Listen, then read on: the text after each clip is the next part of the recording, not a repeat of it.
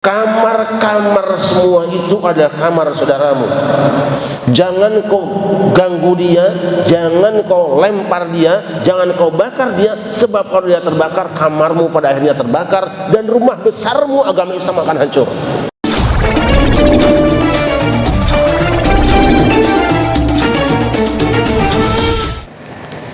Assalamualaikum warahmatullahi wabarakatuh.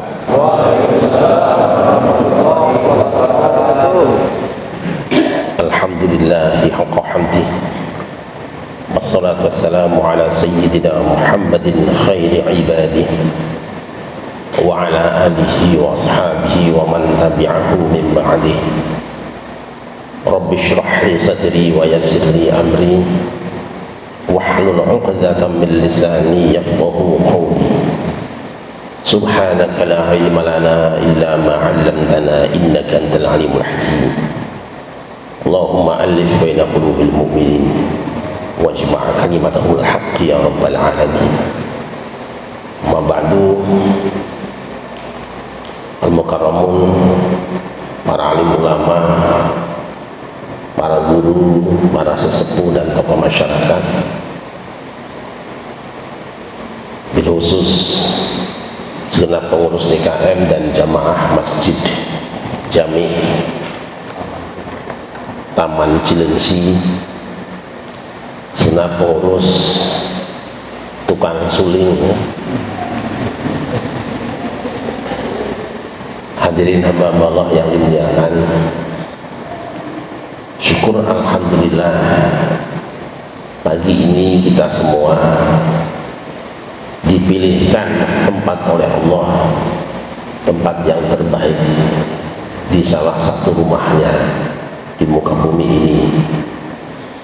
Mudah-mudahan pertemuan kita pada pagi ini akan mendatangkan ampunan dari Allah Subhanahu wa ta'ala, sehingga sepulangnya kita dari tempat ini Allah bersihkan dosa-dosa kita semua.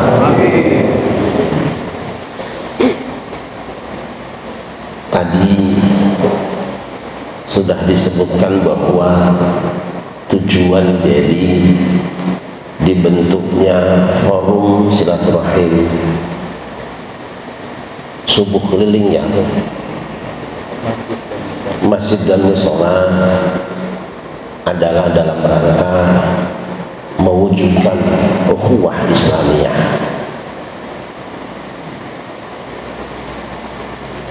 Saya jadi ingat ayat tentang ukhuwah ini.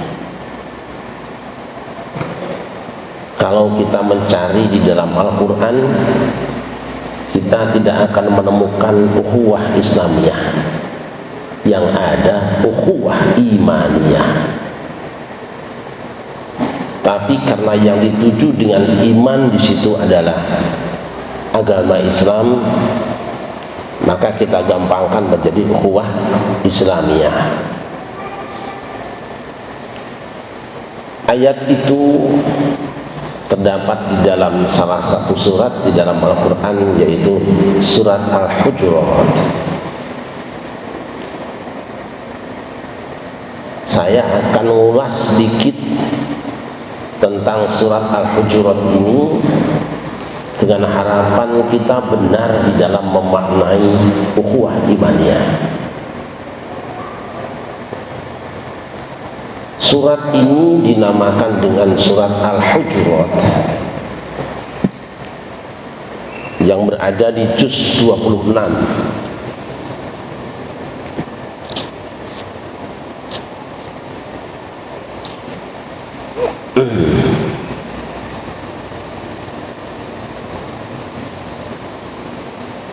Dimulai dengan ya ayyuhalladzina amanu, hai orang-orang yang beriman, dan baru pada ayat ke-10 itu ada kalimat innamal mu'minuna ikhwah,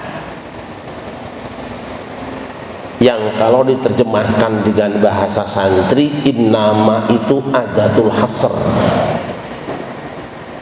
tapi kita terjemahnya seolah-olah kalimatnya innal mu'minina ikhwah. Coba dibuka terjemahannya, sesungguhnya orang-orang beriman itu bersaudara, padahal kalimatnya innamal mu'minuna ikhwah, yang kalau kita terjemahkan menurut bahasa asalnya artinya begini: orang-orang yang beriman itu hanyalah bersaudara. Beda artinya, ada adatul hasr. Kalau pakai hanyalah itu menutup celah yang lain. Kenapa Allah turunkan surat Al-Hujurat dan dimulai dengan ya ayyuhalladzina amanu, kemudian di tengahnya ada innamal mu'minuna ikhwatun? Itu sebenarnya Allah ingin bilang begini kira-kira: hai umat Muhammad, nanti sepeninggal Rasulku kekasihku Muhammad, kalian akan terpecah belah, berpisah-pisah, ibarat sebuah rumah. Nanti kalian akan menjadi berkamar-kamar. Ning elingo sira, kamu boleh menghuni kamar yang mana saja, tapi kamu kudu sadar yen kamar sebelahmu itu bukan orang lain, dan itu berada di satu rumah. Ini maksudnya.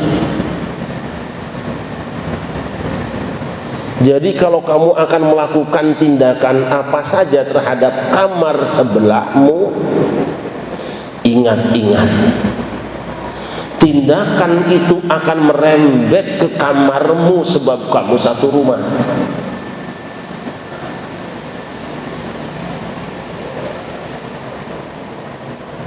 Faktanya, anggap saja Islam itu arkanuddin itu 3: rukun iman, rukun Islam, dan rukun ihsan, yang melahirkan 3 disiplin ilmu: ilmul aqidah, ilmul fiqh, dan ilmu tasawuf. 3 saja dulu ini, nanti kembangannya kemana-mana. Mohon maaf ini tafsirannya ini Syarif Rahmat lah, itu aja. Sebab panjenengan kalau nyari kemana-mana insya Allah nggak ada.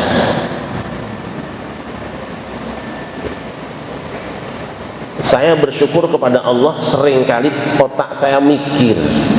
Kalau ada masalah tuh saya nanya sama Allah, saya nggak mau nanya sama yang lain.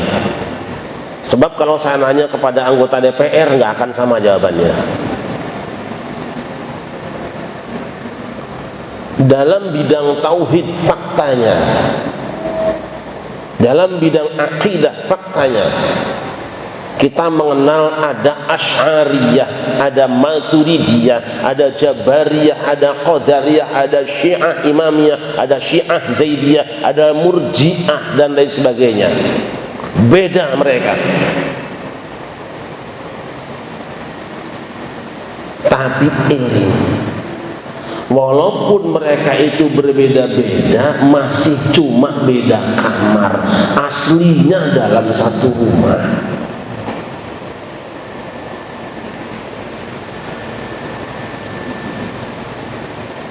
Kita sulit menemukan orang yang mau bicara bahwa itu saudaramu.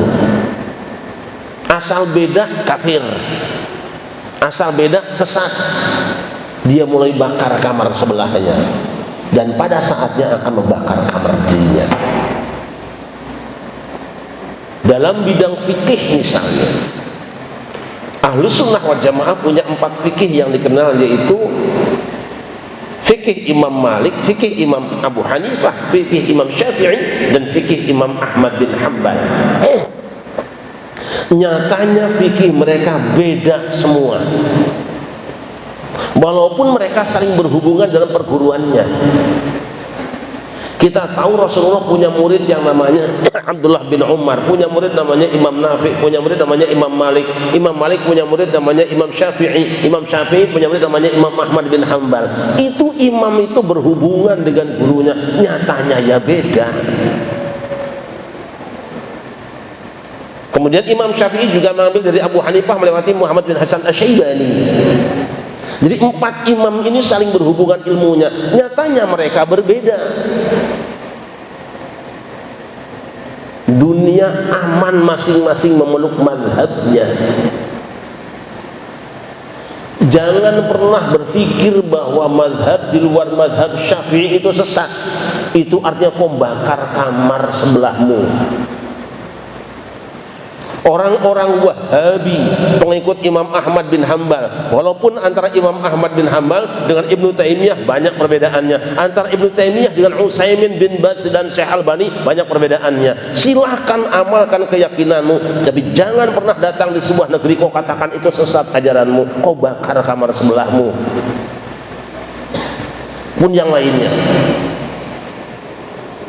Dalam bidang tasawuf, dalam bidang tarekat macam-macam, ada Qadiriyah, ada Naqsyabandiyah, ada Khalidiyah, ada Syatariyah, ada Rifa'iyah, ada Ahmadiyah, ada Syadziliyah. Itu beda semua amaliyahnya, tapi itu cuma beda kamar, rumahnya sama, satu Islam. Jangan satu tarekat menghina tarekat yang lain, itu kau bakar kamar sebelahmu, nanti merembet ke kamarmu juga. Nanti berkembang sampai ke masalah-masalah ormas. Ada NU, ada Muhammadiyah, ada Perti, ada Persis, ada Al-Wasliyah, ada Nahdlatul Ulama. Itu kamar, rumahmu satu, yaitu rumah Islam. Jangan satu ormas menghina ormas yang lain, itu kau bakar rumah kamar sebelahmu, nanti sampai juga bakar kamarmu dan rubuh rumahmu. Ini Al-Quran. Sampai masuk ke dalam masalah partai politik, sampai pilihan presiden, itu kamar.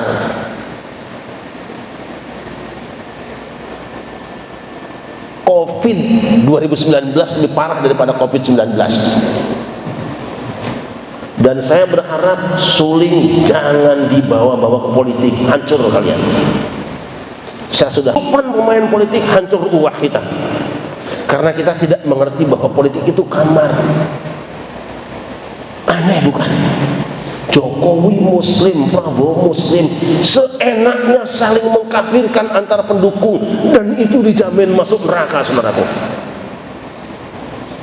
Milih Jokowi itu kamar, milih Prabowo itu kamar kok. Dua-duanya saudaramu. Ibadahmu mungkin gak ada apa-apanya dibandingkan dengan Jokowi dan Prabowo, gak ada apa-apanya kita ini. Dan ini yang buat kita rusak. Saya hampir lupa mau minta kopi, ini hampir aja. Tadi itu saya punya niatan ketemu, dijemput sama yang Syahrul Sasudin, itu janjinya itu di bawah apa namanya, layang itu flyover, maunya turun ngopi di sini, nggak ada, ini gancok dong.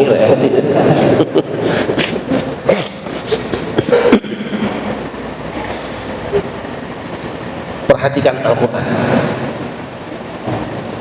Jadi apapun dia mazhab akidahnya, apapun dia mazhab fikihnya, apapun dia mazhab tarikatnya, dia hanyalah kamar, sama seperti kamu punya kamar. Silahkan kau tidur dengan tenang di kamarmu, kau hias seindah-indah kamarmu, dan kau bilang padamu, kamar paling enak adalah kamarku. Yes, tapi jangan bilang kamarmu tidak enak. Jika kau bakar kamar sebelahmu, lama-lama api itu ngerembet ke kamarmu juga. Nanti rumah sebelah akan bilang, rasain mampus tuh rumah. Kita berhadapan dengan orang sebelah yang tidak suka melihat rumah kita kuat. Hamba yang dimuliakan, jadi jelas ya seperti itu ya. Ingat, itu kamar. Tapi di sini, di surat itu ada beberapa isyarat. Perbedaan kamar itu akan menimbulkan banyak masalah. Satu isyaratnya, innalladzina yunadunaka min wara'il hujurati aktsaruhum la ya'qilun.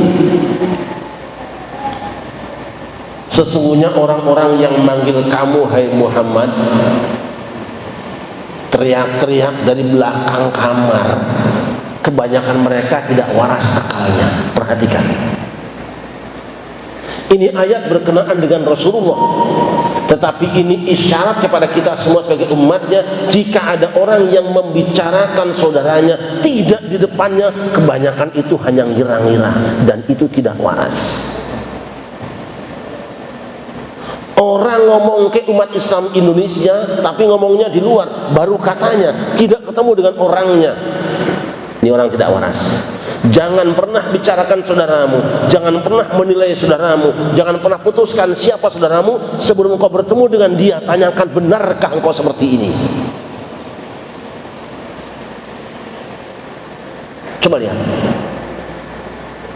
Islam Nusantara dibully di mana-mana. Ada yang bilang Islam Nusantara mau ganti Quran dengan Pancasila. Ada yang mengatakan Islam Nusantara anti orang Arab, anti bahasa Arab. Kenapa Anda tidak ketemu dengan orang yang bikinnya dulu supaya tahu apa itu Islam Nusantara? Saya harus melakukan pembelaan pada siapapun saudara saya, mau NU, mau Muhammadiyah, mau Persis, mau Perti. Kalau diserang, insya Allah akan saya bela, sebab mereka bagian dari rumah saya.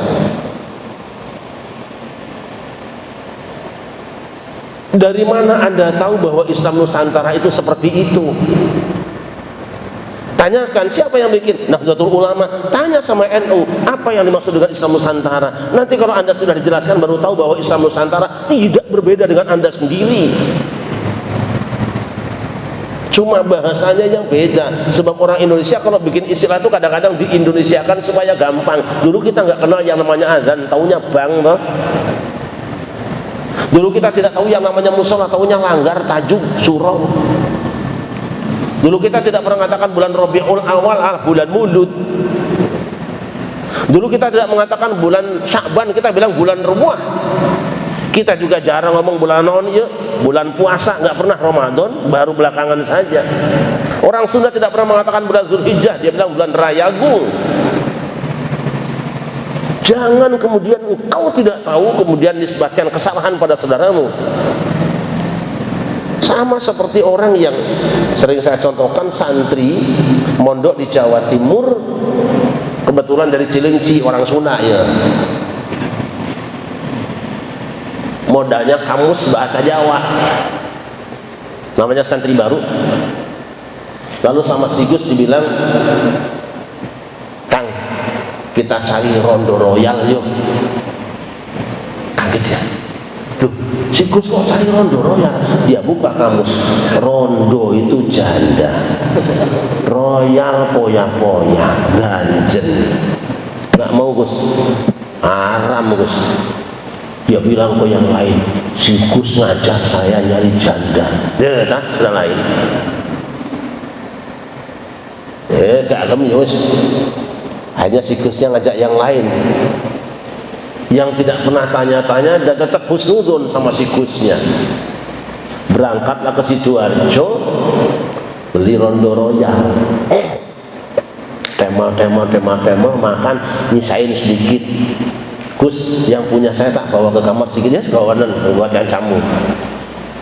Begitu sampai di kamar, temannya berebut semua. Nah si orang santri Cilengsi yang nggak ngerti bahasa Jawa itu minta, nggak usah, ini haram. Lu apa ini? Ah ini rondo royal, tape goreng.